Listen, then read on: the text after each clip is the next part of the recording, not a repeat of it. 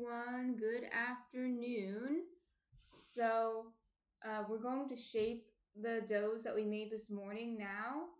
I'm going to show you what they look like. So it took a little bit longer than I expected. I said by 4, but then I kind of corrected and said maybe between 4 and 4:30. Yeah, that was closer because it's 4:30 now and they're good. This is the mango one, for example. And see how it's risen, it fills the bowl, and it just almost touches the top. That's what you want. You want it to almost touch the top. We're not going to do this one first, though. We're not going to do this one first. Let's look at the other ones. This one is the whole wheat. Again, in fact, I think this can go a little bit longer if I'm being honest with myself, but it's risen and almost reached the top. That's what we want. Maybe a little bit more. Maybe an extra half hour more or something, but that's okay. What I'm going to do is I'll just shape it and I'll leave it here for a few extra minutes at room temperature, but not too long because we don't want it to over ferment. And here's the pumpkin. The pumpkin, again, I think could go for a little bit longer, but it's pretty good. Risen almost to the top. The pumpkin one smells really, really good. So hopefully that's a good sign. That's a good sign. But you see how big these have gotten. If you were here earlier, you saw that it's gotten quite large in there. So actually, I think I will start with the mango because that one looked like it was the most done. So before I get started, I'll show you what we're working with. I have these bannetons. Now, you might not have bannetons at home. I recommend you get them if you're really serious about baking sourdough. But if you're just curious about baking sourdough, I wouldn't get them, right? You don't need them. They're not a necessity. But they do make things easier, and they are very pretty. They make pretty lines on the dough. You've probably seen that, how it looks like there's little circles on the dough. That's from the banneton. Now I have 3 here. This one is for a bowl. It's round, it's for a bowl. This one is for a batard. That's the oval one. This one's also for a batard, but it's lined. This I'm going to use for the mango sourdough. So when it's lined like this, it won't create the nice lines on it. The pretty lines on it won't create that, but it is easier to get it out of the banneton. And if you're making a sourdough that has add-ins in it, I recommend using the lining so you don't get your banneton dirty, because the bannetons are kind of hard to clean once you get them dirty. So I just recommend using a liner for certain doughs. Like, for example, the mango dough. I don't want mango to get stuck to the banneton. So that's what we have here.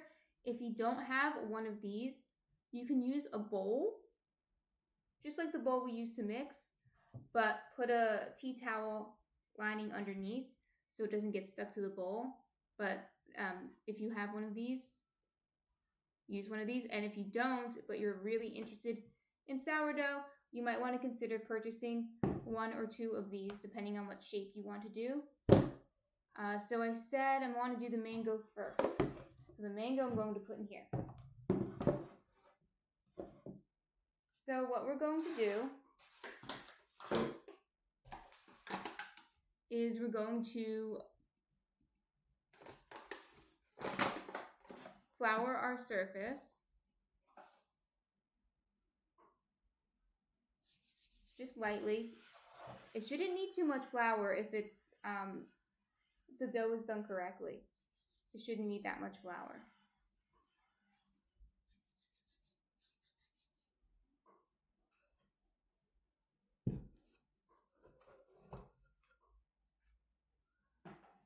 This one looks really nice. So flour my hands, and then I'm going to scoop the dough out.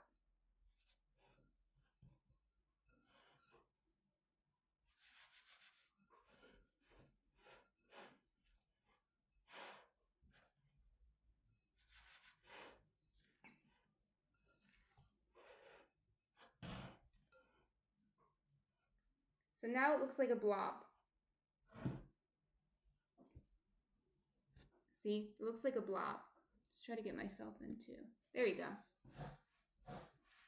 So, I remember I was talking about ciabatta before, and I was saying that ciabatta, they just kind of throw it on there and bake it like this.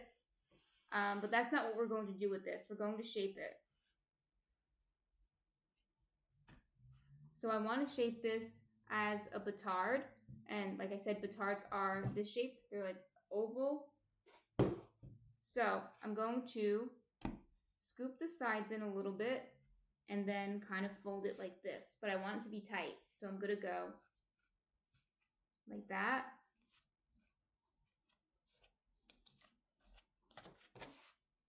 And then I'm going to pinch it. It's okay if you pop some of the bubbles. You're going to. That's all right. In fact, you might want to pop some of the bigger ones.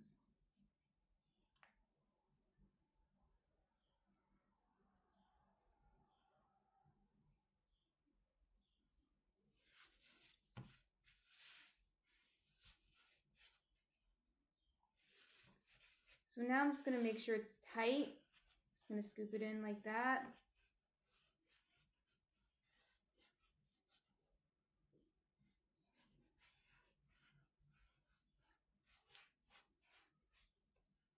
Okay, so it looks pretty good. Hi, Death Duck. How are you doing? How's your weekend going? I haven't heard from you in a while. I hope you're feeling better. We're just shaping our loaves right now. So this feels pretty tight to me. So I'm just going to put it into the batard banneton and put it seam side up.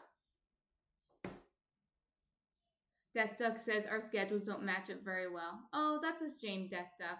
Well, lucky for you, my schedule might change in a few months once the semester's over. But today you're here, so that's good.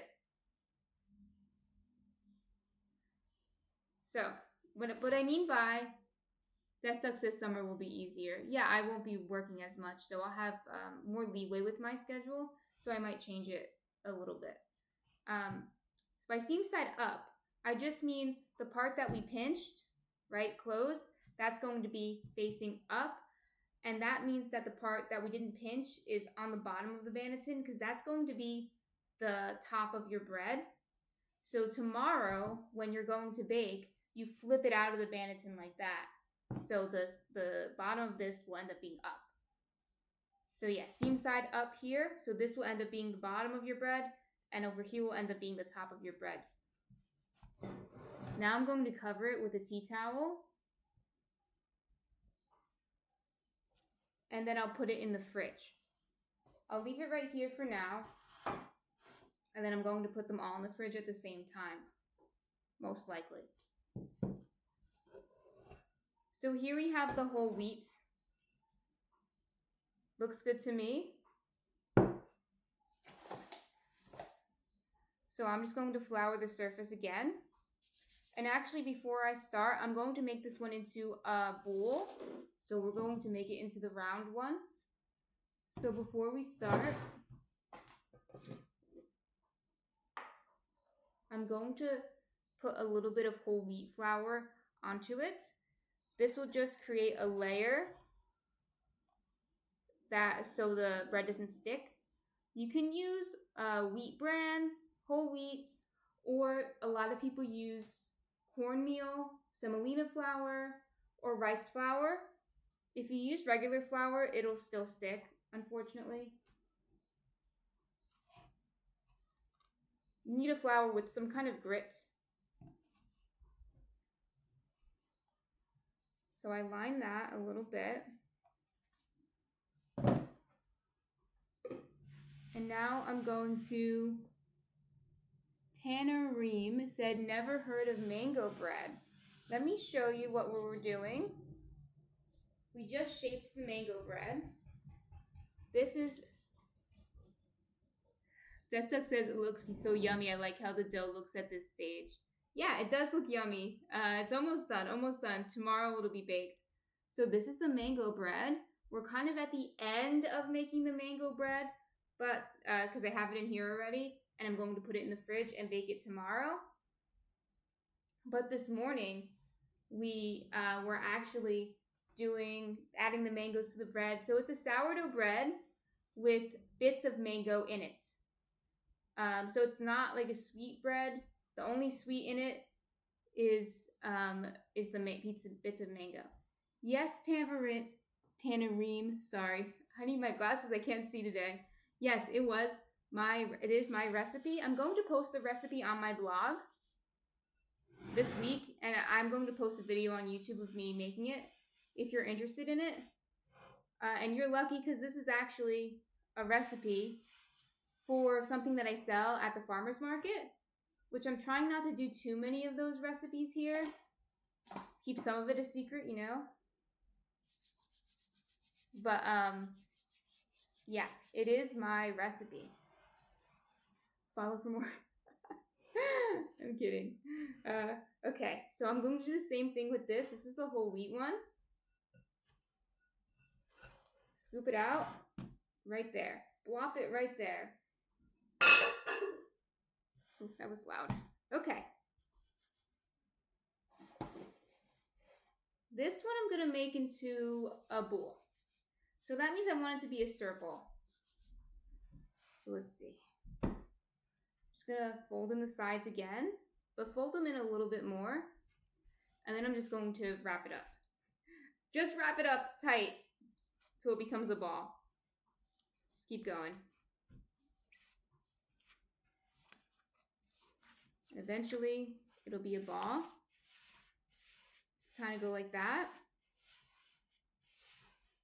Okay, and then I'm going to pinch here. Oops.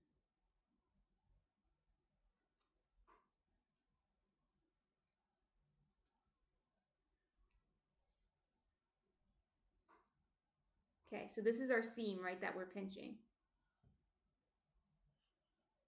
It's very similar to bread with raisins, except mangoes taste better than raisins in my opinion. So it's even better. Depends on your taste buds, I suppose, but I think it's better. Okay, so now we have it nice and tight.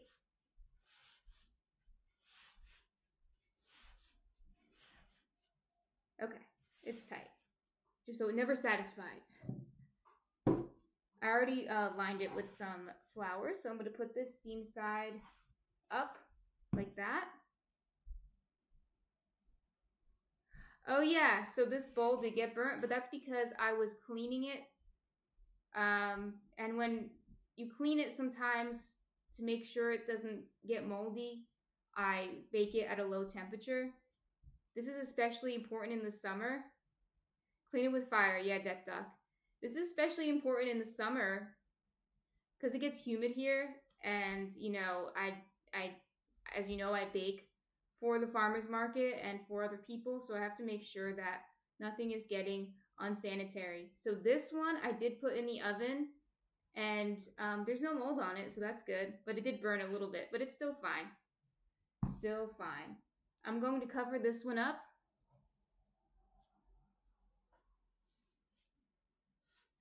Tanner Reem, I missed this one, said, everything tastes better than raisins. Yeah, raisins aren't the best, but they're still good. But I like mangoes better, personally. Okay, so now we're going to do the last one. That one is our pumpkin one.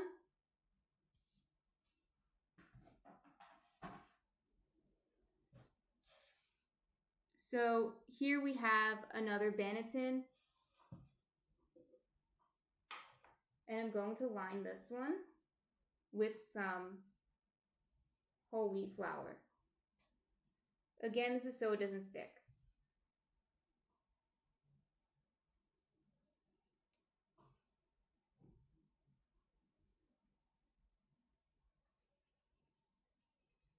We want to limit the moisture that can build up in here. So yeah, that's probably more than enough. And we need some bread flour.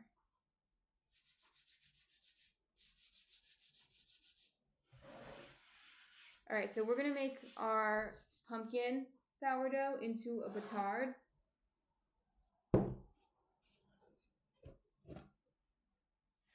The This one looks pretty good now. Just with those few minutes, it rose a little bit. So you can see it's all nice and shaky. Bouncy. So you know it's done. Feels a little dense still. But it might be because of the pumpkin. Let's see.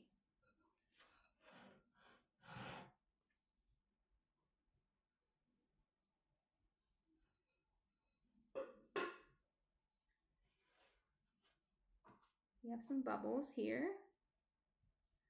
So we're going to do the same thing we did the first time. So I'm going to do a little bit like that, not too much.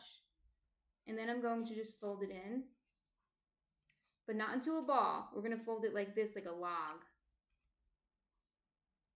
Yes, Tamarine, I love onion bread. I make jalapeno onion bread with some spices. And it's really popular, actually. I sold it last year at the farmer's market. And it's delicious. It's one of my favorites. I mean, they're all my favorite. I always say that they're all my favorite.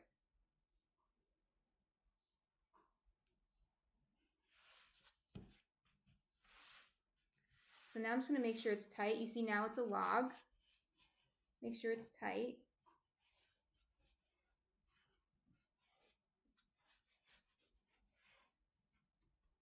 Looks pretty good. I'm going to put a little bit of this on it. Just a little bit. Alex, hello. Tamarine asked if I'm from Texas. I'm from New Jersey. That's from the Jersey girl. But I'm curious, why did you think I was from Texas? Do I have an accent? Or was it the onion bread? Yursi, hello, Yursi. Oh, everyone's here. Okay, just shaped the pumpkin loaf. If you guys missed the shaping, because I just shaped the last one, luckily Twitch saves these, so you can go back and watch it.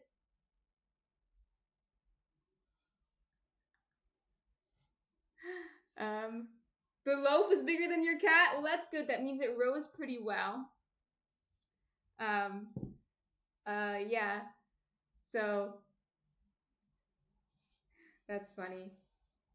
Yeah, so if you missed it, though, if you missed me just shaping all three of these, you can go back when I'm done and rewatch it. And I'll also clip it so you can watch the little clips. But yes, here's the pumpkin one.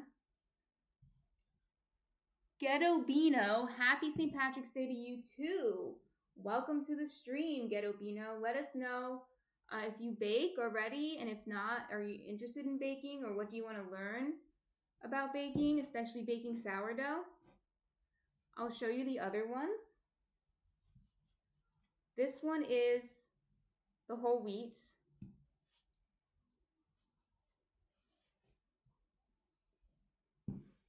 And then this one is the mango.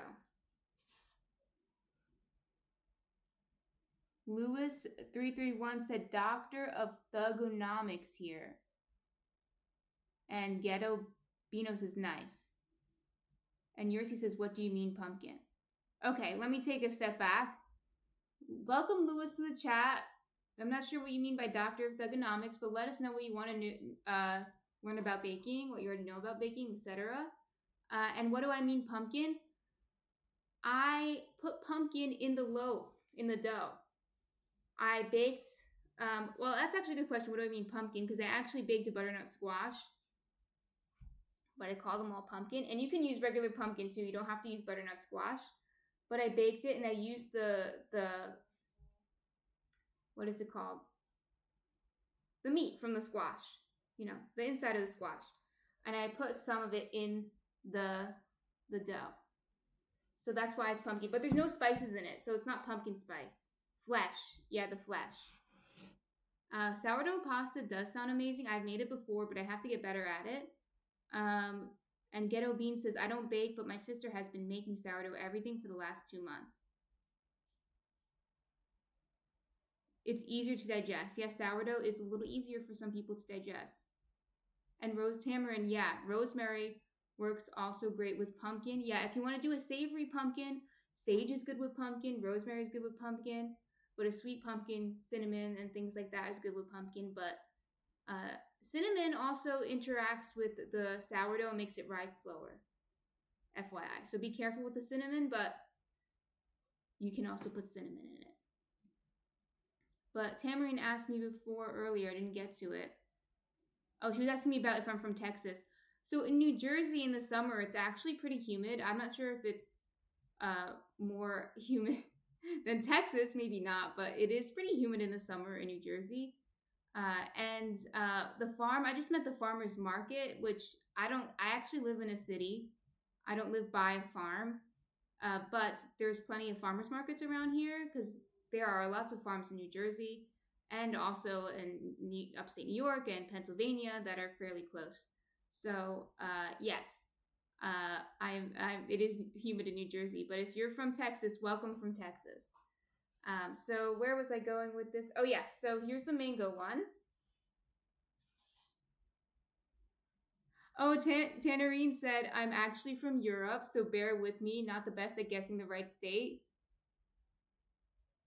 And Death Duck says, I like a little bit of sourdough bread in my butter. Oh, Tannerine, that's funny. Yeah, so you probably wouldn't guess I'm from New Jersey. But yeah, that is funny. So here's the mango one that we made. It's now in the Banneton. I think that was the last one I had to show you. I think I showed you the whole wheat one already. So I just shaped these. And like I said, if you missed the shaping, you can go back and rewatch the shaping because that's why I was here to show you the shaping. But I'm glad so many people are here now. And like I was saying before, somebody asked me if these are my recipes. And yes, they are. All of them are my recipes. And the mango one I will be posting this week on my blog, jerseygirlbreadshop.com, if you are interested in making a mango sourdough. And if you want to keep updated with what I'm doing on my blog and what I'm doing on Twitch, you can follow me on Instagram. You can follow me on Instagram and on YouTube, which is just at Jersey Girl Bread Shop. They're also linked on my Twitch. And Death Duck said, Jersey Girl 2, The Shaping, coming to a theater near you. Yeah, The Shaping.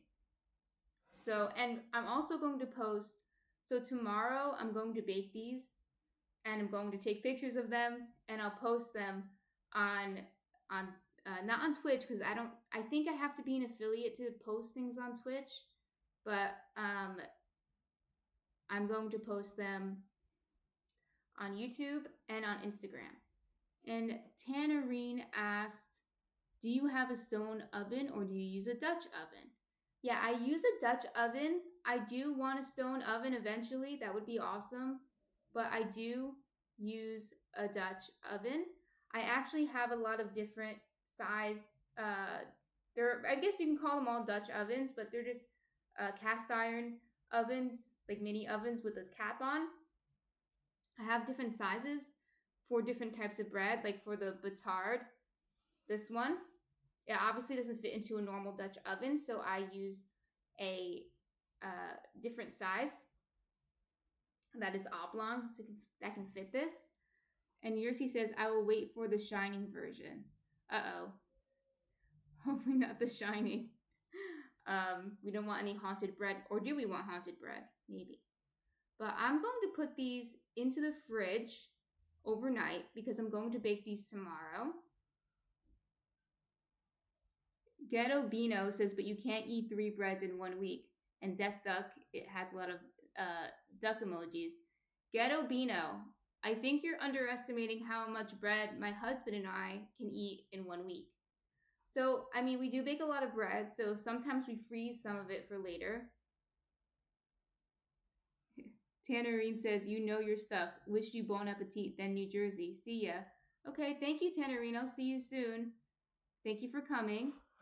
But I can eat, me and my husband do eat 3 breads in 1 week, often more. We usually eat more than that, actually. Think about it this way. There's 12 slices of bread in 1 loaf. There's 2 people. If we could eat, even if we eat just 4 slices a day each, say we have 2 sandwiches that day, that's already a third of that's almost the whole loaf of bread right there in 1 day. So we can eat 3 loaves of bread in 1 week, and we are going to eat 3 loaves of bread in 1 week. Ghetto Bino. Don't underestimate me and my husband. So, and if you have a bigger family too, you can probably eat more than 3 loaves of bread in 1 week. But you don't have to make 3 loaves of bread at a time. Okay, I'm here trying to show you different types of bread to make, and provide entertainment and also instruction to you. But of course, you don't have to make 3 loaves of bread. You can do one at a time, and that's probably what you'll do to start. And maybe eventually you'll do two at a time, and maybe you'll gift one to your neighbor. I don't know, but you don't have to make 3 loaves of bread if you're not going to finish that much bread. Okay, so I will be right back. I'm just going to put all this in the fridge, and then we can talk about what I'm going to do tomorrow.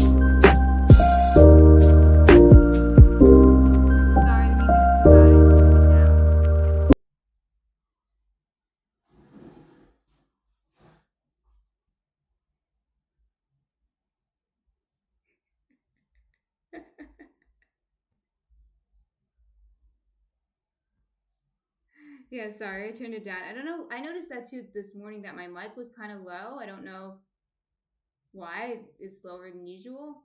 I'll have to figure that. I'm not good with the technology, so I'll have to figure it out. But that duck, I'm glad you liked the music. He said, "Nice, chill groove. This music, even though it was too loud." Um, and then Ghetto Bino says, "It makes sense making a couple of loaves if you're going to put four on the table."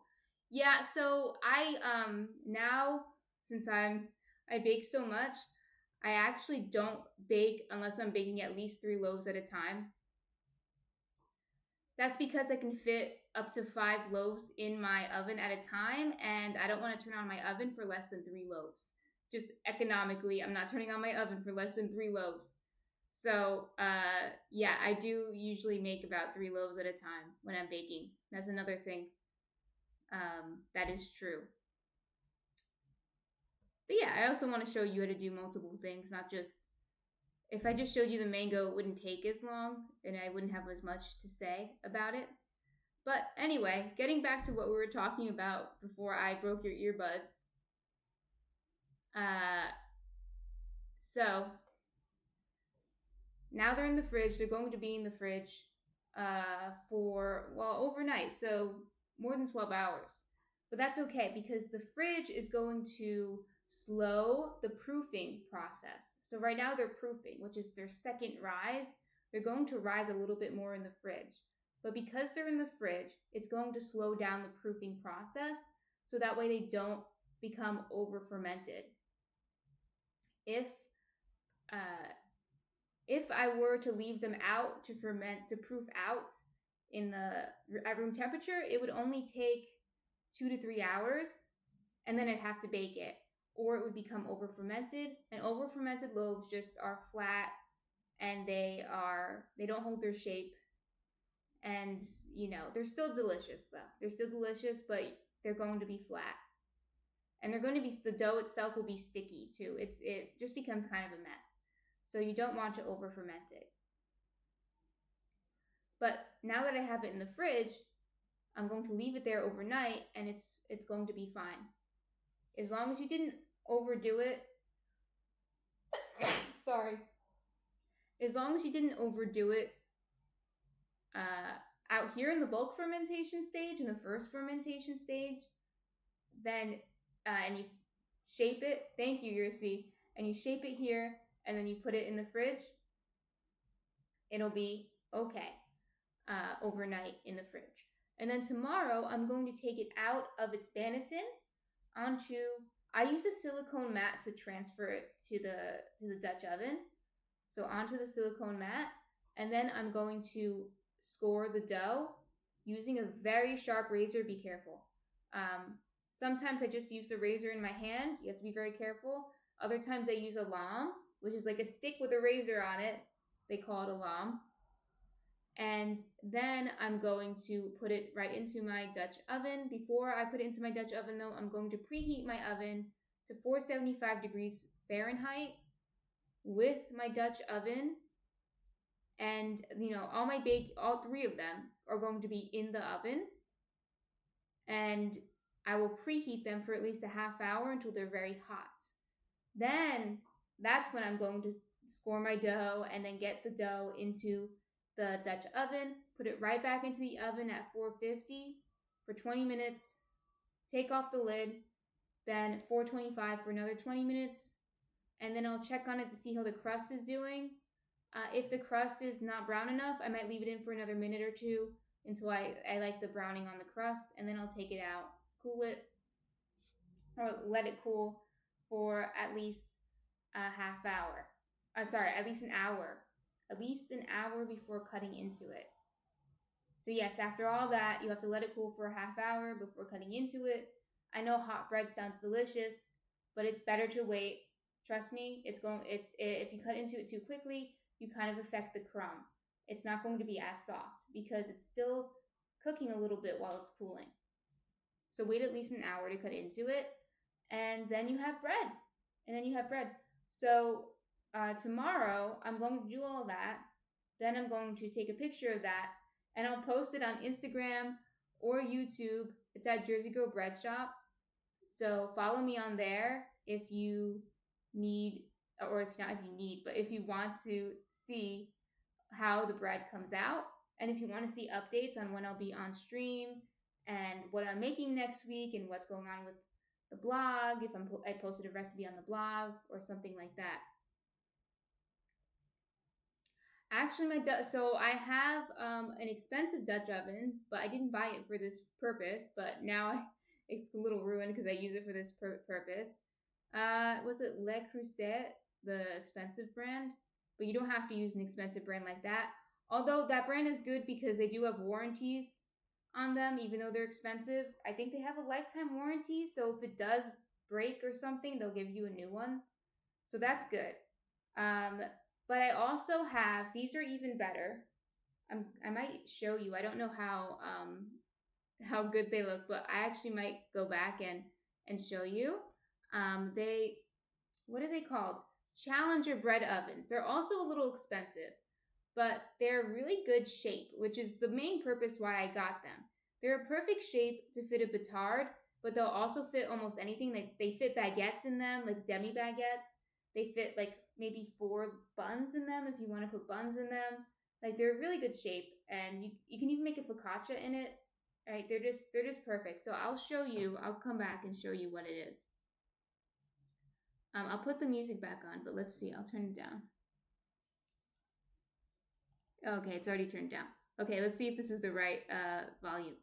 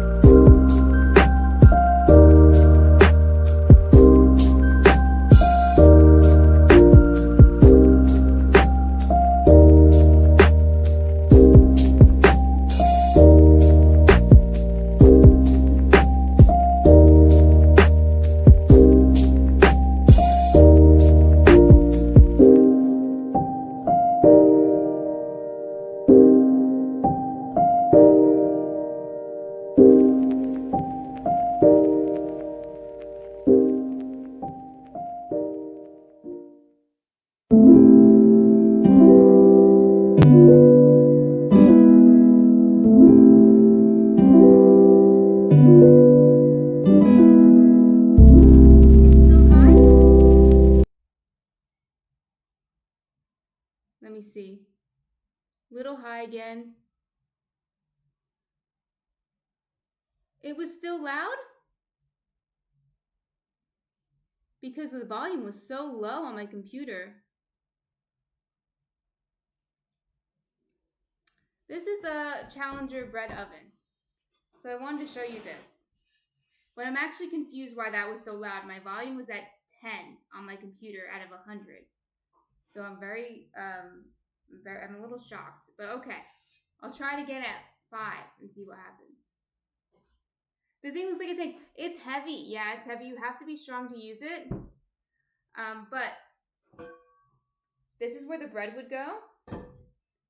Or this is where the bread would go, right? So you put this whole thing in your oven and you preheat it for at least a half hour. And this will be very hot. So you have to be careful because it's heavy and it's hot, right? So when you take it out, you have to be very, very careful. Then you put the bread right here. I sometimes put you don't have to, but I put a silicone mat here. You don't have to. But that's really just to transfer the bread into here so I don't burn myself. And then you cover it up for the first 20 minutes of baking. So 20 minutes goes by, then you take off the lid and you leave it open for 20 more minutes at a lower temperature. So this is good because you can fit every size into it that I can think of. You can fit a bowl, a round one, but you can also fit a petard in it. And you can fit demi-baguettes. I fit 2 demi-baguettes in here at a time, although sometimes they get attached, but you can fit 2 demi-baguettes. What would happen if you didn't remove the lid, Deck Duck asked. So when you remove the lid, you're encouraging the crust to brown. So when you put the lid on first, you're creating steam and basically stopping the crust from forming too soon. If the crust forms too soon, you're not going to get a good oven spring. So the steam is important in the beginning. Then you take the oven off and bake it for the cap off for 20 more minutes, and that's going to encourage the crust to brown. And if you don't take the cap off, it wouldn't brown as nicely because you're creating too much steam in there. I don't know if there's any other negatives to it, but it definitely would stop the crust from browning if you didn't remove the lid. So the first step with the lid on is to create steam, right? We're actually creating like a little oven. That's why it's called like a Dutch oven. That lid must be 20 pounds. It might be 20 pounds. It's pretty heavy. I kind of wonder how much it weighs. It probably says if you go to the Challenger website, it probably says how much it weighs. So it's definitely not for the elderly or the young, the very young, or just people who might have trouble lifting things. But it works really well. That duck, it is cast iron. This is a cast iron. A lot of Dutch ovens are cast iron. Cast iron is great for sourdough baking. I really recommend it, even though it's heavy. I really recommend it. It holds the heat really well, and you need it to be really hot to create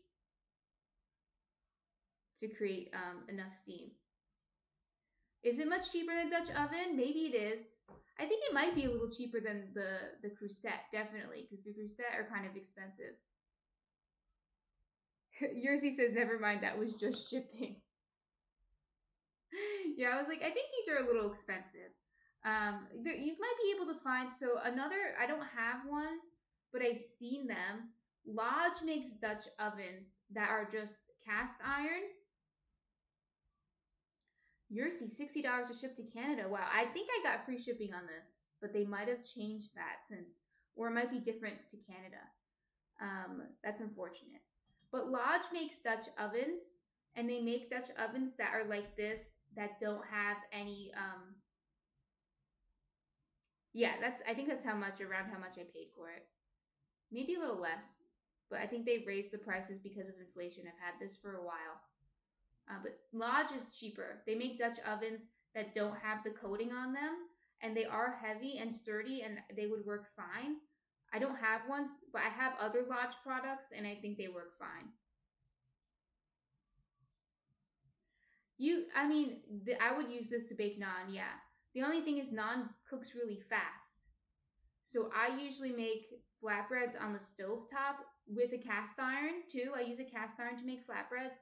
I actually streamed that 2 weeks ago, and I showed you how to make it on a cast iron skillet.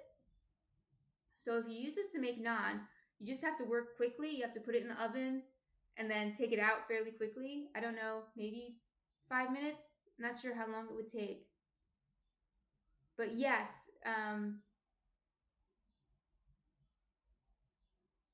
yeah, you can get a seasoned cast iron from Lodge. And Death Duck says, I missed it. That's okay, Death Duck. There's still, the video's on YouTube, and I have clips of it on Twitch if you want to watch the 1 minute clips. Yeah, so they make cast irons that are Dutch ovens that have a lid on them. And I think they make round ones and oval ones too. I think they make both.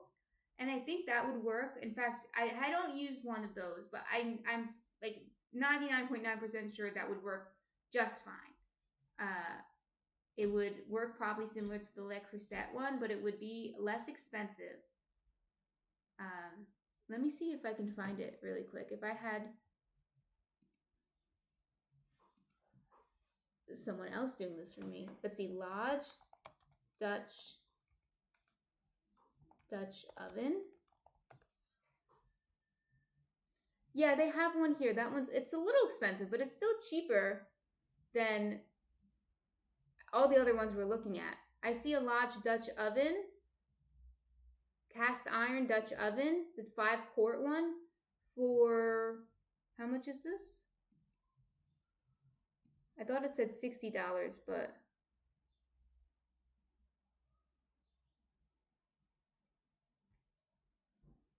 why can't I see how much it is? I thought it said it was $60.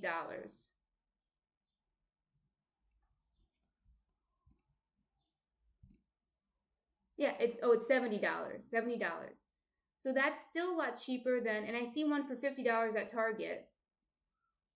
If you have Target around in Canada, which I'm sure you do. So that's a lot cheaper than all the other ones. And Lodge is a really good company. It's really reputable. And I don't think you would have any trouble with that.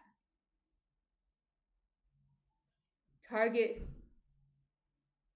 closed in Canada, Yersi said. Oh no, what are you going to do without Target? Okay, she found one. Yersi said she found one for $70. Oh yeah, I forgot Canada's different dollar amount. Yersi says they couldn't survive the competition, I guess. I don't know. I have no idea. Target's very popular here. I couldn't imagine them going out of business here. But yeah, so I think that would work, and it's cheaper. It's still might be a little pricey, but I think for a quality product, that's a good price. If you go too much lower in price than that, you might be getting some That's something not so nice from Amazon that might chip or something like that. And cast iron should last you your whole life. So it's an investment, but it should not break. It should last you. You should be able to give it to your children. Essentially, that's how good cast iron is. Yeah. So, are there any other questions on what I'm going to do tomorrow about the baking equipment?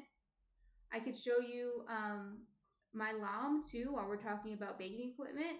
Oh, and that gives me an opportunity to try the music again, even though you guys hate it. So you said the music was still too loud. I want to clarify that the music was still too loud at that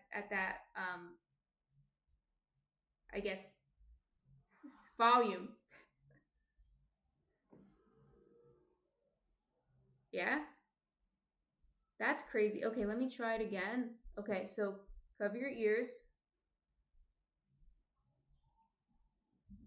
All right, let me try it again. So turn off.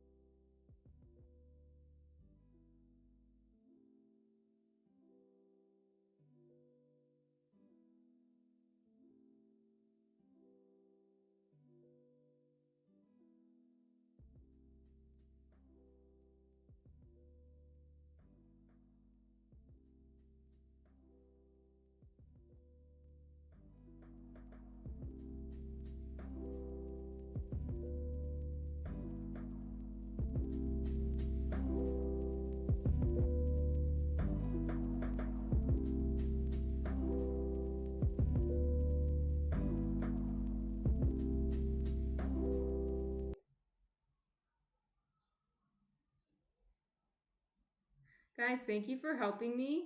I think I was using the wrong button before. I think I got it now. Did you think it was the right um volume when I stopped it? Yersi said it was good.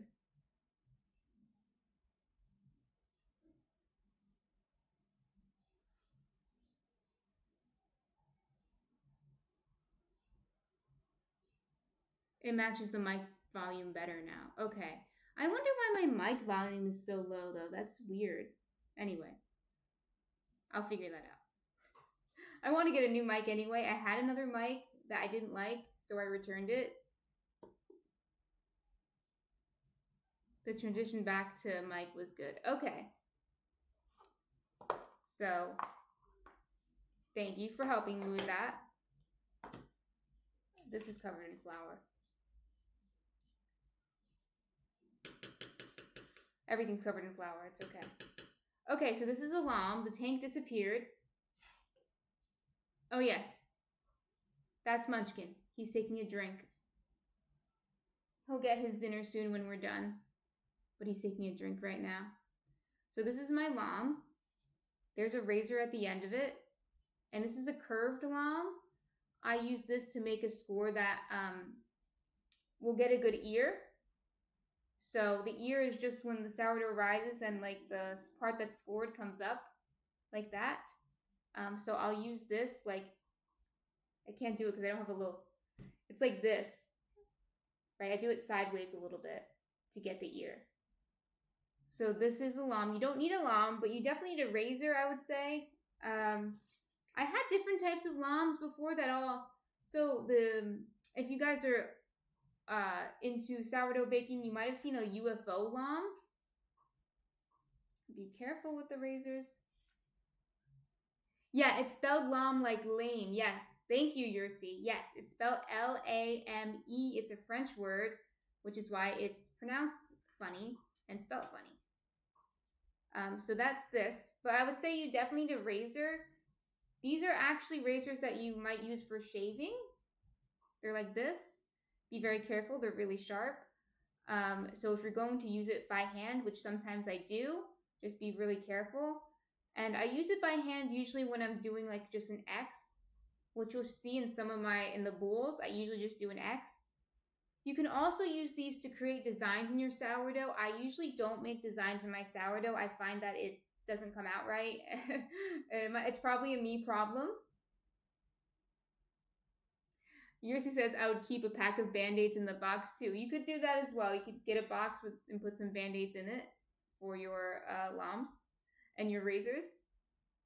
But so you can use this to also make, I'm sure you've seen before, people make designs on their sourdough using the razor, using their lamb. You can do that. I don't usually do that. So you won't really see me do that too much unless I suddenly become very good at making designs in my sourdough. But I find that it usually messes up with the oven spring, which is how high it rises in the oven. And I just try to make one good score, one good deep score, and call it a day. Now you score the bread to help the dough expand. If you don't score the bread, the dough will just like pop out any which way. So it'll basically find the weakest point in the dough and just pop out of that, right? So it looks funny actually. I've never quite done it myself, but I've seen pictures of loaves that kind of just popped out like the side of like the dough's like this. Say this is the bowl, and it just like expands this way. So it looks like the dough kind of exploded out this way. You want the dough to rise up, and the air wants to come out of the weakest part of the dough. So when you score the dough, you create a weak point in the dough where the dough can rise up. That might have not been the best explanation, but I'll have to try again. Do I always use bread flour? No, I don't always use bread flour, but I usually use bread flour. Bread flour has a high gluten content, which really helps the bread hold its shape. And it also helps create like a nice, like I said, oven spring, a nice texture to the dough. However, you can make bread with all whole wheat flour. You can make bread with all rye flour. You can make bread with all einkorn flour. I've done that. Einkorn is just one of those, what would you call it? Like those natural kind of foods. It's really tasty though. Ancient wheats, they call it, And for some people, I guess it's easier to digest. I don't know. Some of my customers like it, and that's why I got into trying to use it. And I've made bread with all einkorn flour, and it's a different type of bread. It's not quite like the fluffy bread that you're going to get. It's denser. But if you're expecting it to be denser and you're not worried about it, being so super fluffy, it's really good. You can also make bread with all rye flour, which again, it's going to be denser. It just is. And the texture is so different. But it is really tasty. It's very sour. And, if you like rye bread, like I do, then it's good. I haven't done all whole wheat, surprisingly. I haven't done that yet, but I know plenty of people do it. And you can make it with all spelt flour if you want. You can even use all-purpose flour, although I don't recommend it. But if that's all you have, you can. But to get that characteristic fluffy bread that everyone loves, you need to use bread flour. What is in pumpernickel? see, pumpernickel is actually rye flour, but it's rye flour with the bran still in it, which means it's like a whole grain version of rye. It's the wholest grain version of rye. So pumpernickel is a type of rye bread. Yes. And it's also really good. I have done a whole pumpernickel bread.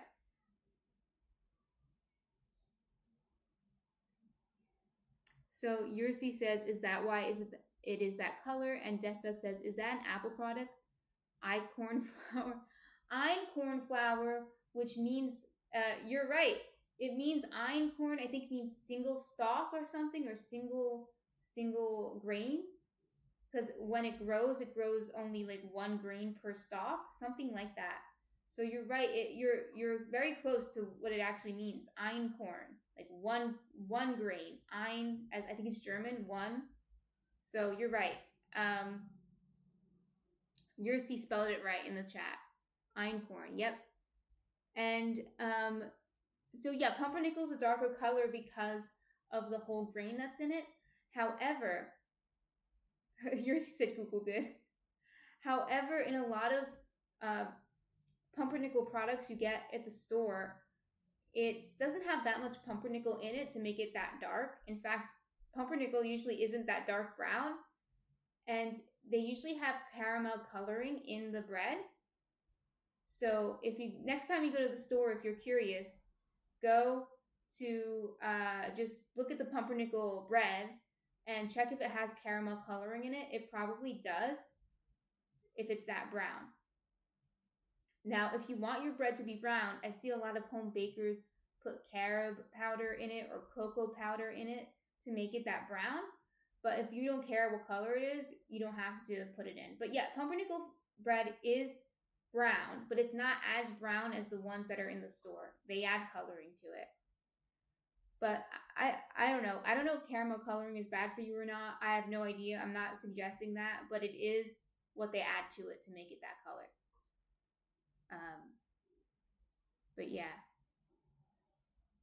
Death Duck's laughing. Okay. Yeah, and Yursi said, I didn't know that. Death Duck says, I use old coffee grounds to color my bread brown. Death Duck, I can't ever tell if you're being serious or not. But yeah, I think you could do that. I don't see why you couldn't do that. As long as the old coffee grounds aren't that old. You didn't leave them there to get moldy. That's what I thought, Death Duck. He said, I don't. I think you probably could use coffee to make your bread brown. Just don't use too old coffee. That's all moldy. I think it would work. Yes, I do think it would work. I think people have put coffee in their bread. I believe I saw that the other day somewhere, that someone put coffee in their bread. But yes.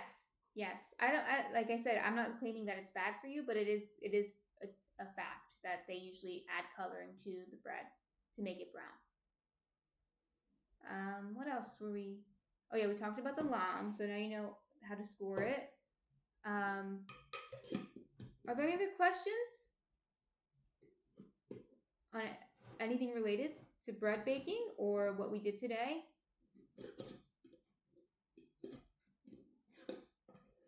Death Duck says, I've made some pan breads and sometimes pizza dough, and I would love to be able to make some sourdough. I find this all fascinating.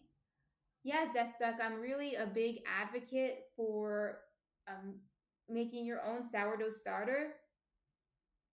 Yursi says, nope, I'm gonna go shopping for cast iron. Okay, yay, I love cast iron, and I think it's great. It's a great investment, especially for baking bread. And Death Duck said, he said he found it all fascinating. I was just saying that creating your own sourdough starter is so easy. And I was saying this morning, I think most of you weren't here this morning, but I was saying this morning how, it's easy and it doesn't have to be so time consuming.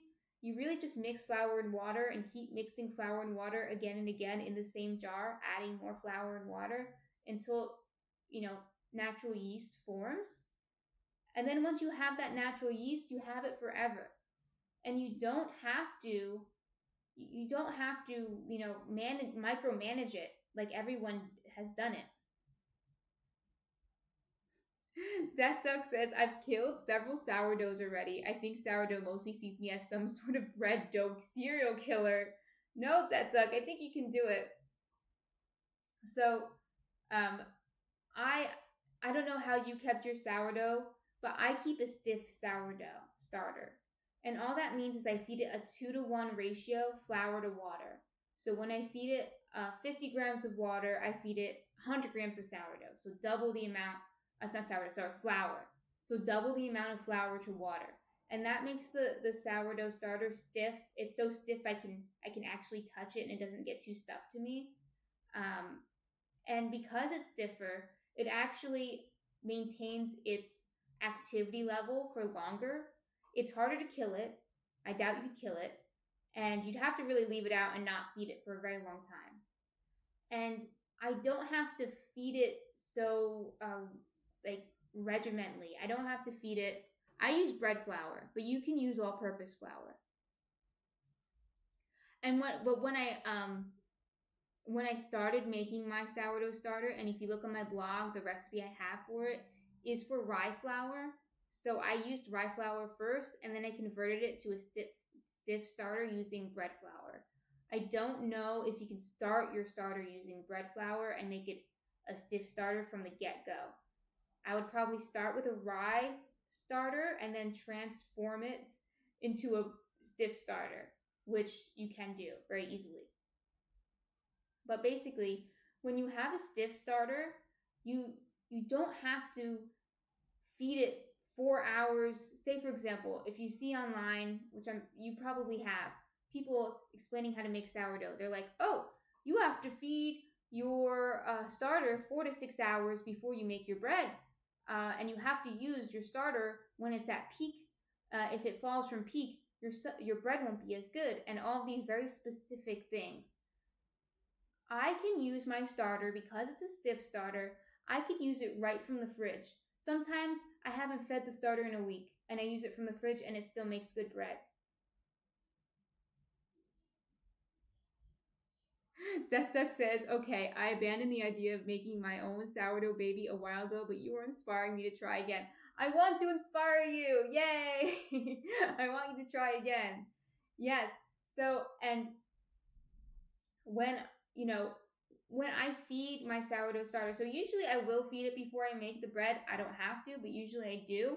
But I'm not like, oh, well, let me time it 6 hours before and figure it out.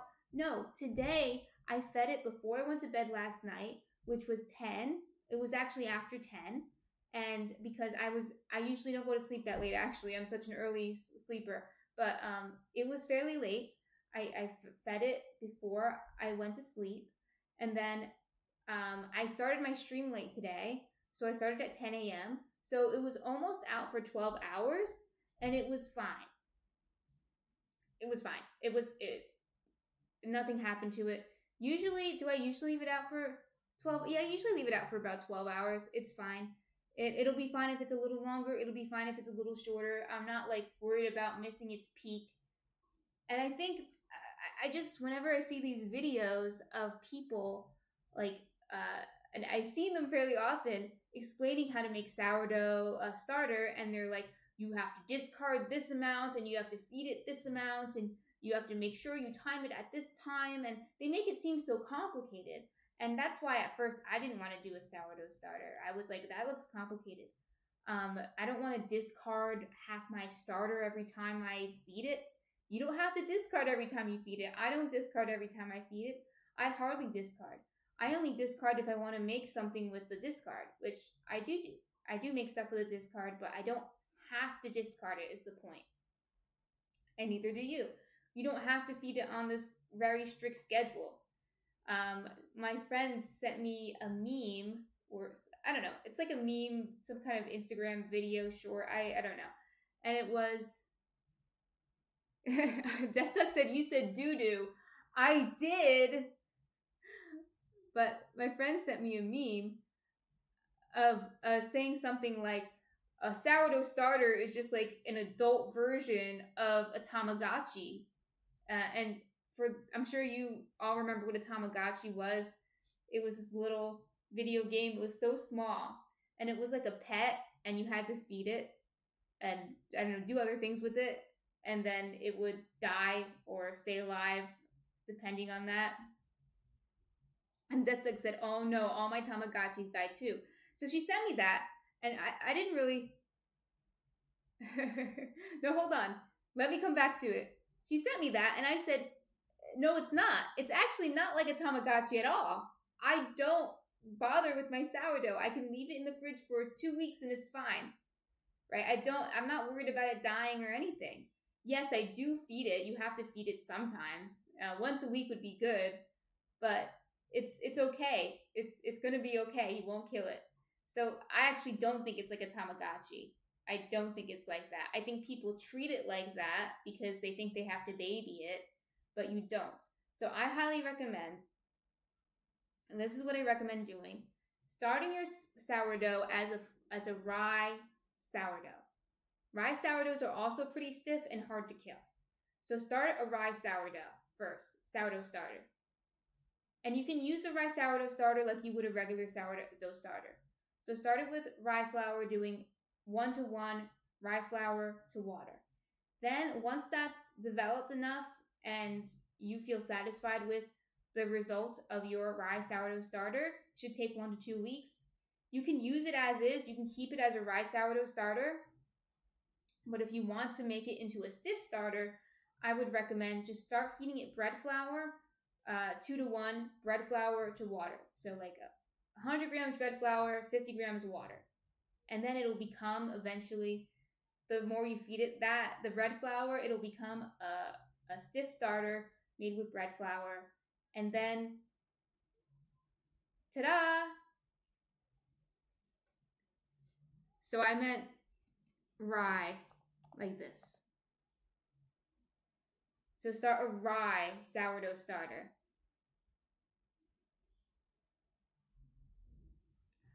So, that's interesting. Yursi asks, do I need to worry about the seasoning of the cast iron? Lodge has some 1-star reviews about it not seasoning properly. So it should be pre-seasoned, and they're giving it 1-star reviews, so maybe it wasn't seasoned right. You could always season it yourself, so that by seasoning it, what you just do is you rub oil on it, not too much, just enough to coat it, and then you bake it in the oven at a certain temperature for maybe like 30 minutes. I think it's like 350 degrees for 30 minutes or something like that. So you can always oil it yourself. I'm surprised Lodge doesn't have good seasoning. They're a pretty good brand. But also, I'm going to say, if you're going to, yeah, that's all seasoning is. Seasoning is just the coating that's on the cast iron, and the coating is oil. Yursi said, I was thinking pepper and salt. The coating is just oil, and it's just a non-stick surface. But I was going to say that for your purpose, if you're going to use it just for bread, I don't think you'll have an issue with the seasoning not being great. But if you're worried, I mean, you can look around, shop around for different cast irons that might be seasoned better. Or you can always season it yourself. I think a lot of people who are really into cast irons don't trust pre-seasoned cast irons and always just season it themselves. But yeah, that's all seasoning is. And so the cast irons that I use for bread, I don't really use those. I don't really re-season them, I want to say. I don't re-season the cast irons I use for bread. So that's why I don't think you'll have an issue with the seasoning not being great. I do not re-season the cast irons for bread. I just use them. The cast irons I use for cooking, like soups and stir fries and whatever else I cook, those cast irons, I do re-season them. I am a little hard on them, but luckily their cast irons will last forever. But I have to re-season them because I use them so much, and sometimes they get a little chipped or a little scraped. But unlike other pans, if they get chipped or scraped, I can just re-season it and continue to use it. It's not like other pans that I've had that perhaps the coating is like toxic, so if it gets scraped, it's like garbage. Cast irons last forever. So that Lodge, sponsor me. Cast irons last forever. But if you want to use a different one that has better reviews, go for it. They should all be similar products. It's cast iron. I wouldn't go too cheap, but you know, Lodge isn't the only company. If there's a better one, go for it.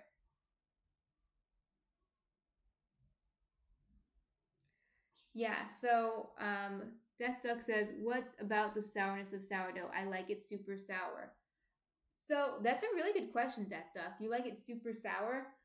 The rye starter, if you keep your starter, a rye starter, will make more sourdough. Your sourdough will be more sour with the rye starter. With the stiff starter made with bread flour, it will be less sour. So that's maybe the downside of that. It will be less sour with a stiff starter. However, there are ways to increase the sourness. One way to increase the sourness, and probably the most common way to increase the sourness, is to start off with less sourdough starter. Basically, you have a low inoculation when you start. And then you just let it ferment longer. Today, the bread that I made like 30% inoculation, which is a very high inoculation, but I wanted it to go quickly so I can show you how to shape it. But say, for example, you start your sourdough with, I don't know, 50 grams of starter. And 50 grams of starter, that might be like 10% inoculation. So 10% inoculation is fairly low. That means that your sourdough starter today, it took 4 hours for the bread to ferment. Maybe it would take you 10 hours for it to finish fermenting. And the longer you have it fermenting, the more sour it will become, essentially. So it will make it more sour. Another way to make your bread more sour is to add more salt. And it's the same thing. If you add more salt, it'll take longer to ferment and it will become more sour. So there are ways to make your bread more sour. The bread I just made is not going to be that sour. It will be a little sweet and nutty, but it won't be super sour. If I lowered the inoculation, say I added only 100 grams of sourdough starter or 50 grams of sourdough starter and let it ferment longer, maybe I waited before I went to bed and then I shaped it and put it in the fridge, it'll be more sour. Yeah. And also even if your starter is not rye, if you use rye in your loaf, in your sourdough dough, the rye flour will make it more sour. For whatever reason, rye flour creates a more sour dough or loaf. And that's why even rye loaves made with sourdough are pretty sour. If you make 100% pumpernickel loaf with sourdough starter, which I have done, they're delicious and they're pretty sour. They're definitely up there in the sourness if you like sour bread. So yeah, there are ways, and like I said before, if you're the opposite, I have some people who are the opposite and don't want it too sour, right? If you don't want it too sour, well, keep a stiff starter that is going to be, some people call it a sweet stiff starter because it makes your bread sweeter naturally without adding sugar to it. So you can keep a stiff starter, that's one thing. And then two thing, if you want your dough or your loaf to be less sour, you can make a higher inoculation like I did today. I added 150 grams of sourdough starter into my loaf, making it 30% inoculation. So then it's not that sour. It's only fermented for 4 hours. It's not going to be that sour. Death Duck says, if you don't want it too sour, just eat bread. Sourdough is for sour. Death Duck says, just kidding, eat what you want. Yeah, sourdough is for sour. I like sour foods, actually. And I like sourdough, although mine, like I said, isn't too sour. I do like the reason I keep a stiff starter is not so the bread is less sour, but it really is because it's just so much easier and it's more convenient, and I think it works perfectly fine. I think it works perfectly fine. And that's what's most important to me. If if your taste buds, you want it more sour, there are ways to do it though. There are ways. Most of my customers actually don't like their bread to be too sour. So I have a lot of customers that come back and love my sourdough because there are some sourdoughs, and I'm sure maybe that Duck says he likes them sour, so maybe he likes these. But I've had sourdough from bakeries, from like very fancy artisanal bakeries that I'm so excited to cut into and eat, and then I eat it and it's like too salty and too sour, and it's it's a little, and it's like has a burnt crust, and it's a little overwhelming. I don't know if you've ever had that experience. And that's what I think when some people tell me I don't like sourdough. I think maybe that's the type of bread they've had before. Whereas the one I make it is sourdough, like it does taste different than the regular bread you get at the supermarket, but it also doesn't really taste like, that bread that I've had. I don't know if I described it well enough to you, but it's like salty, sour, overwhelming. It's not an overwhelming taste. It still tastes like bread. So somewhere in between is good for me. But if, like I said, if you like it more sour, there are things you can do.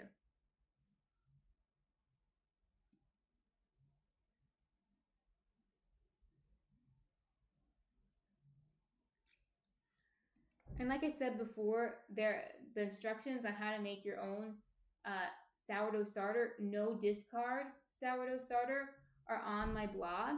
There's also a gluten-free version. Oh, Death Duck said if San Francisco sourdough is a distinct flavor, then that is what I'm used to, I think. Yes, I've had San Francisco sourdough. The one I'm talking about in particular, I won't put them on blast because they're fairly local to me, and I think they're doing a great job. But the one I'm talking about in particular is local New Jersey, and it was so strong. It was the strongest sourdough I've ever had, and it was burnt crust. It was so weird. But like I said, some people like that. I don't.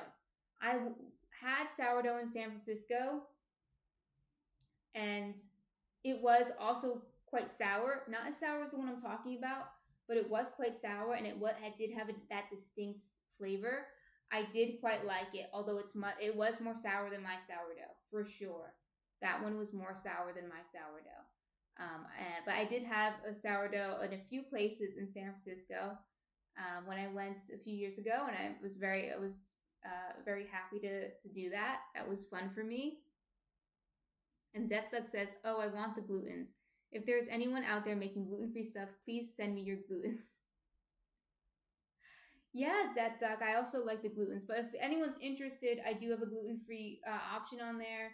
I actually made a gluten-free sourdough injera, which is an Ethiopian flatbread, which is traditionally made with a sourdough. So it made sense to make it with the gluten-free sourdough pretty successfully twice. But I made it again yesterday for my friend who has a gluten allergy. So that worked out. And she said it was good. So got the thumbs up from her on that one. So maybe one day I'll make that on the stream for my gluten-free besties. I'm having trouble getting a gluten-free loaf going because I always get discouraged. It's not right. I don't like it. I have high standards especially for the breads, for those full loaves. I'm like, no, it's not right. But I agree, Death Duck. I like gluten. And I was saying earlier that gluten isn't just a byproduct of bread. It's not just some people think it's bad. It's actually good. But it's not just some weird thing that's in bread that's a byproduct of bread. It makes bread bread. That's why it's so hard to make gluten-free bread, is because gluten is so important to the structure of your loaf. You want there to be gluten in the loaf. That's why bread flour is a high gluten flour. So on this bread flour that I have from King Arthur sponsor me. On this bread flour, it says 12.7% gluten-forming protein content. So it's advertising on the bag itself how much gluten-forming protein content it has, because that's what's important in bread flour. Bread flour needs high gluten to make the structure. So gluten, for those of you who are not allergic to gluten, is very important to making the structure of bread, and it's just a protein. And Yursi says, "Oh, there is a dude on YouTube. He uses the same flour." Yeah, so for those of you, like I said, King Arthur sponsor me. Yersi says they meant to copy his pizza dough recipe. Yeah, so a lot of bakers like King Arthur bread flour. I also I'm quite fond of King Arthur bread flour. I think it's a very high quality bread flour, and the bread flour is just so important to making the bread. So I do, it's not the only bread flour out there. I'm sure there are plenty of other bread flours that are just great. But if I'm, if you want my recommendation, and a lot of other bakers use it, as Yersi said, there's another person on YouTube who uses this bread flour. I recommend King Arthur bread flour. King Arthur, sponsor me. I need to get sponsored by Pyrex today. King Arthur bread flour, Challenger, and also Lodge cast iron. Oh my God, Pete won. Thank you for following me. Oh my God, Pete won. Let me know in the chat. Oh, hello. Let me know if you feel so inclined, what you know about baking, what you already want to, or what you want to learn about baking. If you are interested in baking sourdough, introduce yourself, your interests, your hobbies, whatever the case may be. But welcome. But yeah, I was just talking about all the people who should all the companies who should sponsor me today, because I've been listing a bunch of companies. So, are there any other questions on what we did today?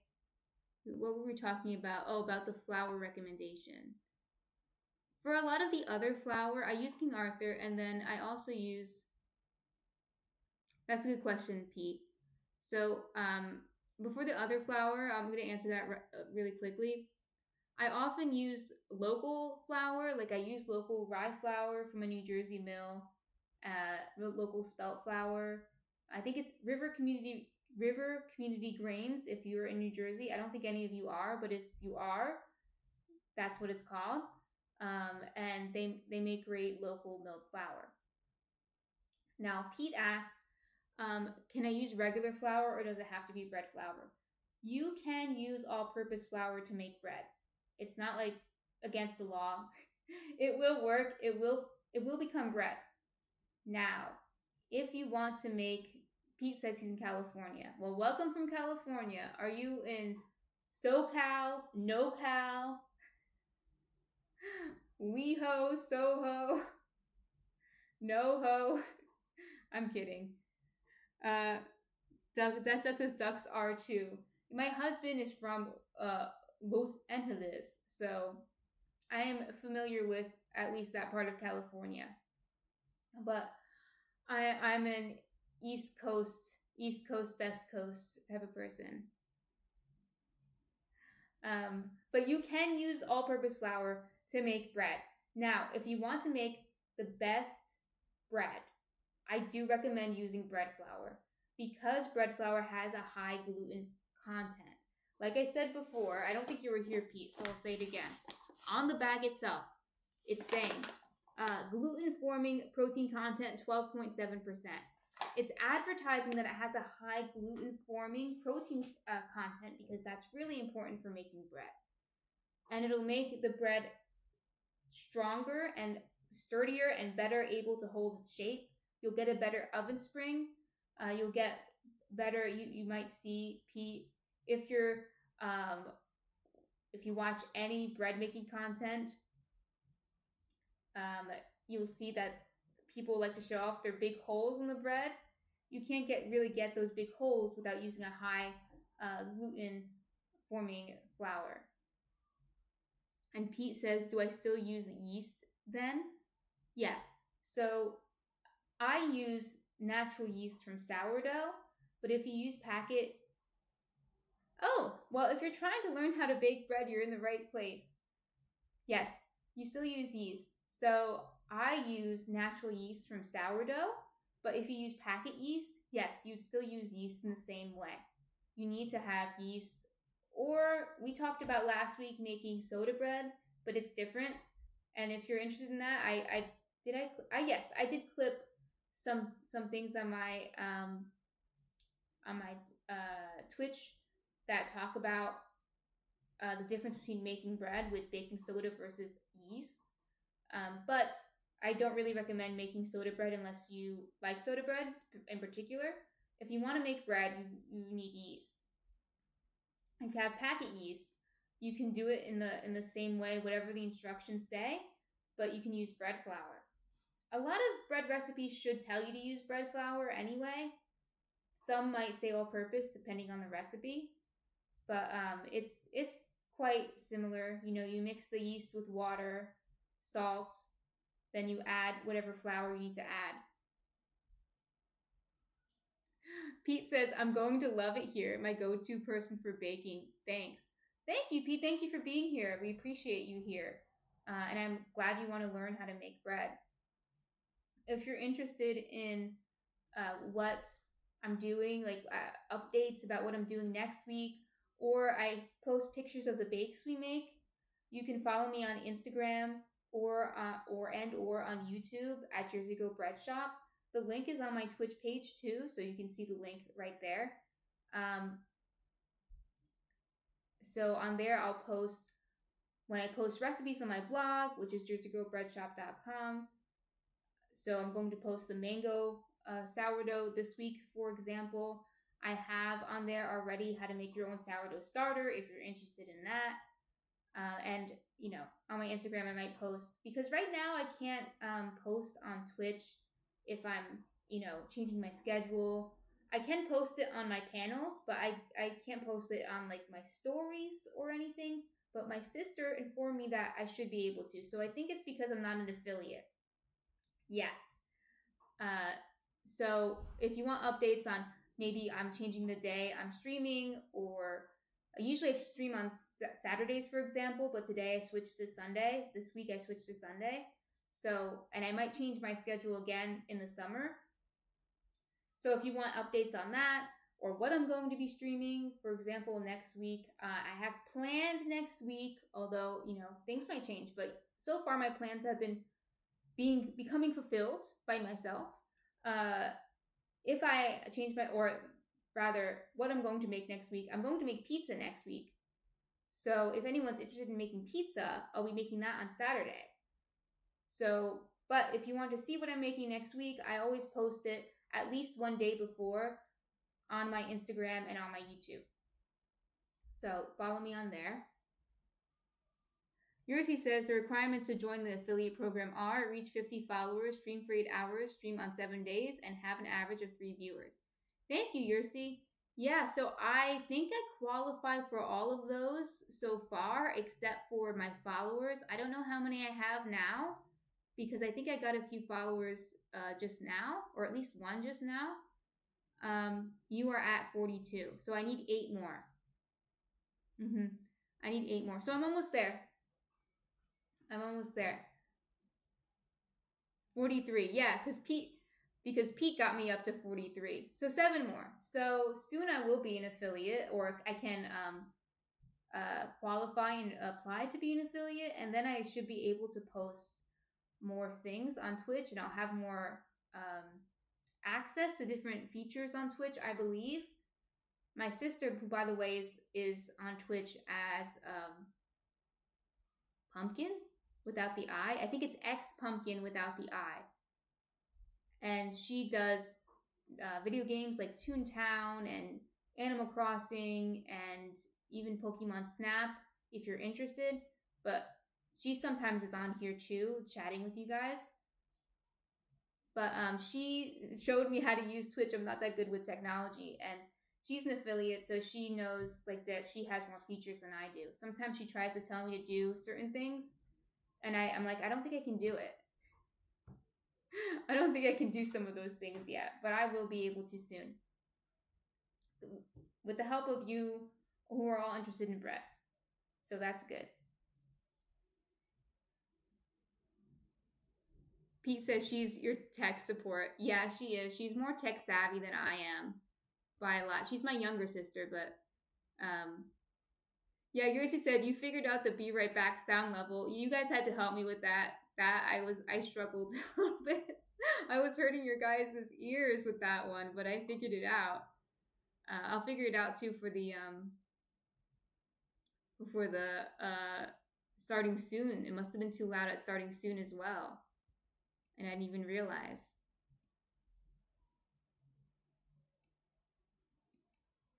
Yeah, so next week. So for next week, here's the plan. So I'm going to stream on Wednesday at 1 p.m. like I usually do. That stream is usually just I show you my lunch. I kind of show you, oh, look, this is what I did with the bread. I'll eat something with bread to show you what I did with the bread. And then I just chat with you guys for 2 hours. And we talk about random stuff. We don't always talk about baking on that day. We can, but we don't always talk about baking on that day. And then on Saturday, we're going to make pizza. So that's the plan. I'm going to make 2 different types of pizzas with 2 different toppings. I'll keep it a secret for now. Just know that they are not your average pizza toppings because I can't do anything the regular way. So I am making different types of pizza toppings. Yursi says deep dish. I'm not going to make deep dish. They're going to be thin crust like how I'm used to in New Jersey. One day maybe I'll do deep dish. I have never tried making a deep dish pizza before though. It sounds messy, but maybe in a good way. I have a pan actually that would be good for a deep dish pizza. Like it's a cast iron pan, and it's deep. It has big sides or like tall sides, so I think that would be good. Now you're giving me ideas. So yeah, maybe next time deep dish, but no, it's going to be thin crust, but it's not going to have the regular toppings. Yursi says that guy who uses the same flour added cold butter to the flour when he mixed it. For pizza? I've never heard of putting butter in pizza dough. I feel like you can put, oh wow. I'm not going to do that. You can do that if you want, but I'm not going to do that. I'm going to show you how to make the New York style pizza, and they don't add butter to pizza dough here. At least I've never seen that. I've never seen it. Yeah, it would. You could also use olive oil if you want to make it more crusty. I think that would be more common here. I'm not going to use olive oil either, though. I'm going to use semolina flour, and I'll show you next week. Semolina flour gives it a nice crispy texture. It's fairly common to do that around here. I'm not sure if that's common everywhere. I've heard some people don't like it, but I do. Yursi says, yeah, I use that too. Yeah, so it's fairly common to do that. I'm not going to use any fat in it. I'm just going to put it in the oven at high heat, very, very high heat, and make sure it's very thin. When you make a thin crust pizza, what's very important, and again, we'll talk about it next week, you can't go overboard with the toppings. I know it's really tempting to just throw a bunch of toppings on, but you can't because it'll get soggy. So instead, you put just the right amount of toppings on, and so that way the crust stays crisp. That's what you want. You want a crisp crust. So yeah, we're going to make a thin crust pizza with semolina flour. We're not going to use any fat. You can cover it with some olive oil if you want to make it brown, but you don't need to because we're just going to put it in the oven at a very high temperature. And I even broil it for a few minutes just to make it very brown on the top. And then you have a pizza. But we'll talk about that next week. And you'll see we'll make it together. Yursi asked you use a pizza stone. I actually do have a bread stone that I used to use. Here's the thing though, I don't like it. There's a few reasons. Although I keep saying I want a stone oven now, I probably won't like it. The pizza gets stuck on it. The bread gets stuck on the stone. I've never had that problem with cast iron. I've never had the problem of anything getting stuck on a cast iron.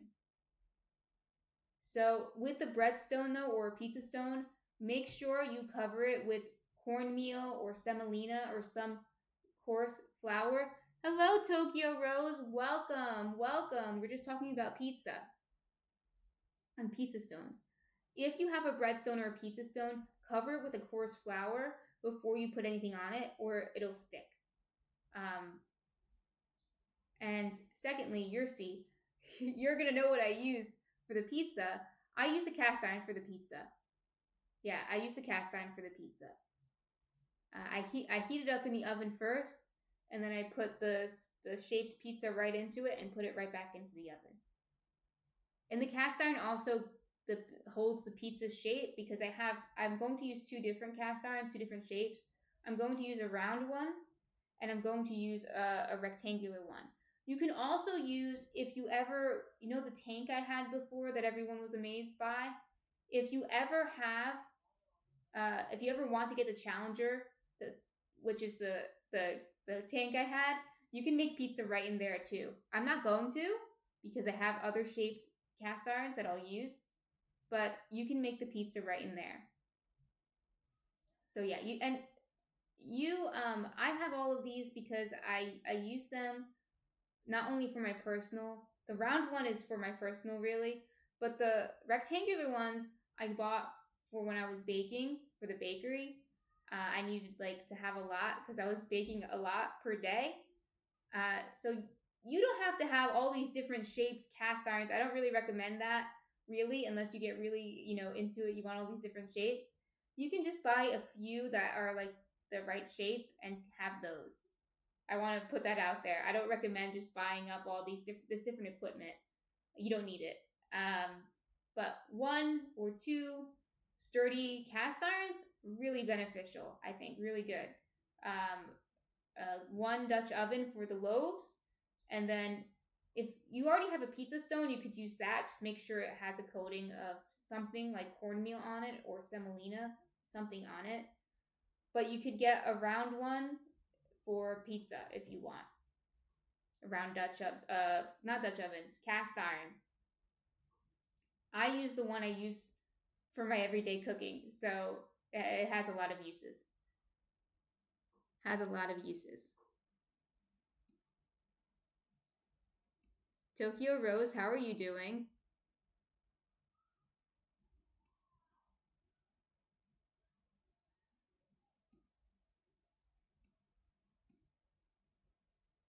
Are there any other questions about what we did today?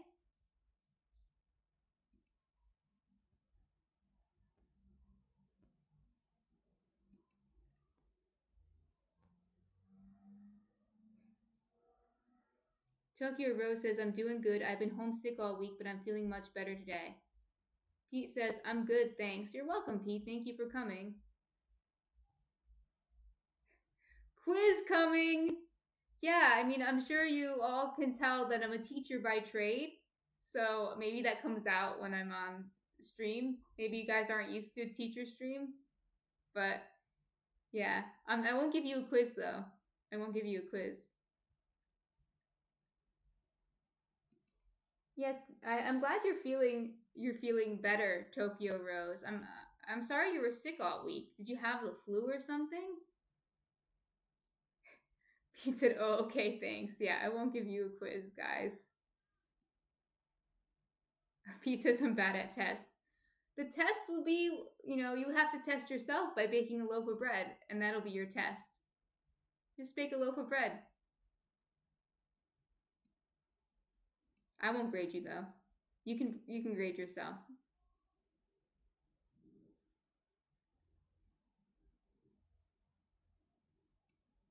Apparently, I've had paroxysmal positional vertigo for the last 10 days.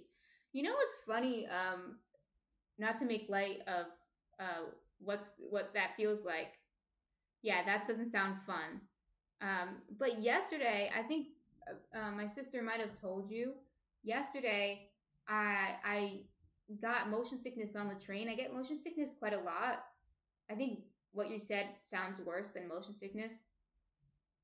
But um, on the train ride down, I went to visit my friends in South Jersey.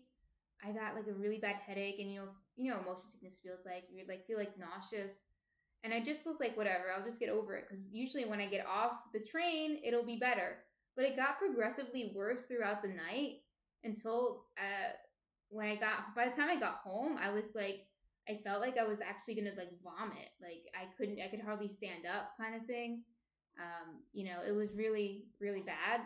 So I kind of feel your pain a little bit because I get motion sickness, but I think what you had sounds worse, especially because it lasted 10 days, which is horrible. Luckily, I feel better today.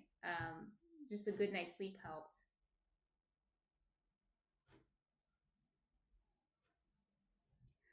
Yeah, so that's a good question. Oh my God, Pete. I'm gonna have to create a Discord. Right now, I don't have one. I don't have a Discord. Death Duck, please explain what that means. An androgen? I don't know what that means, Death Duck. But Pete's asking like, where can we post the bread or pizzas made? Yeah, I don't have a Twitter. But my sister taught me how to use Discord, as Tokyo Rose knows. My sister taught me how to use Discord, and it's not that hard. So I think I should create a Discord for you guys now that I have a good amount of you following me, and some of you seem very interested in baking bread, which I'm very pleased with. I'm very happy with this. By the way, this is great. So I will create a Discord, but when I create the Discord, I'll post about it either on Instagram or YouTube, probably both. I'll post on my Instagram stories, and YouTube has stories too, I think. But I usually post it on the community page on YouTube. I don't know how to use the stories yet, but I can probably figure that out. But yes, so I'll post it on there once I create one, and then when I create one, I have to figure out how to. I guess I have to approve who comes into the Discord, or I have to send you all the links or something like that. So I'll figure it out. I'll ask my sister how to do that. If you guys know how to do that, let me know in the chat. But yeah, I think that's a really good idea at this point, Pete, because I have other people who were baking stuff, and I said I should create a Discord so you can all post pictures of what you baked, and that would be really fun. Yeah, Pete. Thank you, Pete. Because I know I look young, but or at least people tell me I look young, but I'm just an old fogey. I don't know how to use these things. Tokyo Rose says, "Oh, I was talking about the different tests." Okay, thank you, Death Duck. Oh my God, Pete says I'm a fossil. I feel you, Pete. I'm also a fossil.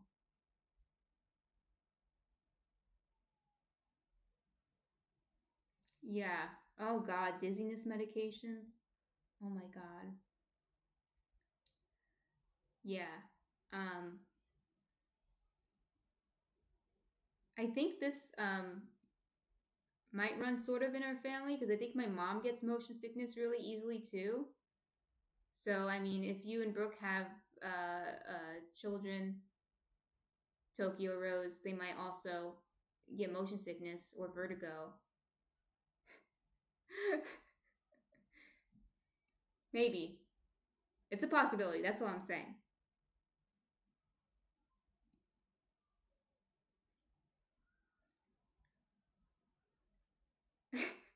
Tokyo Rose says dizzy kids walking into walls and stuff. It wouldn't be good. Yeah, it is a frustrating thing for sure. Yeah, I wouldn't want to rely on medication either. I really don't like taking medication. In fact, last night all my friends were offering me Advil or ibuprofen, and I was just like, well, first of all, I didn't think it was gonna work. I don't think ibuprofen really works for motion sickness. Um, so I was like, no, but also because I save my ibuprofen use for very severe occasions. I try not to use medication that much. So um, yeah, I wouldn't. I that really does suck. So hopefully you feel better soon, and it you can find the cause of it.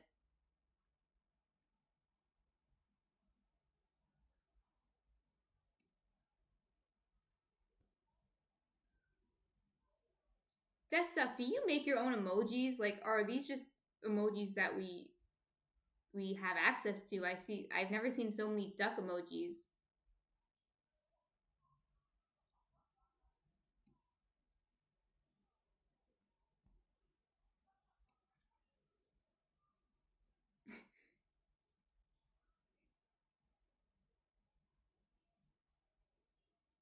Yeah, Death Duck. Yeah, that's what I don't know what the antihistamine. Yeah, That's why because I told them I had a headache, and they're just like, "Oh, I have Advil, I have ibuprofen," and I'm just like, "No, I don't think it'll work. This doesn't seem like that kind of headache, you know."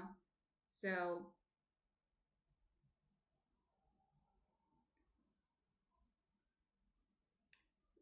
mine are from all kinds of streamers. Oh my God, Pete says, and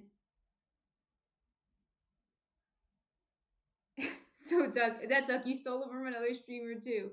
Uh, and oh my God, Pete says emotes. Oh, I'm sorry, they're not emojis, emotes.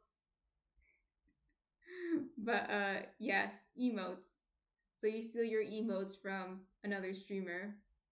That's cool. Well, I'm glad you get all these Death Duck emotes. You're right. I shouldn't say steal. You, she rightfully gifted them to you to use. Mm-hmm. But that's cute. My sister has to teach me how to use these emotes too. I think once I become an affiliate, I can also have my own emotes that I can share with you. So that'll be fun. I'll have some bread emotes. I also want to have some munchkin emotes. So hopefully that works out. Because Munchkin is my cat and he sneezes on stream quite a bit. He's not he's not here right now. He's probably in bed. Yeah. Yeah, I want some we're gonna have some bread emotes. You start with 5. Okay. Yeah, we'll have some bread emotes and we'll have some munchkin sneezing emotes. Munchkin emotes. Yeah, munchkin emotes. Oh yeah, munchkin emotes. That makes sense. We'll have that.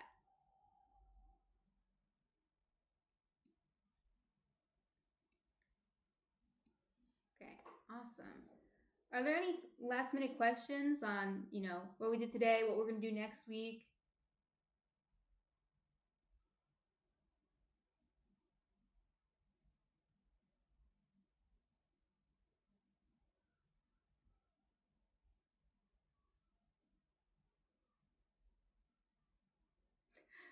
Pete says, I can wait till next week.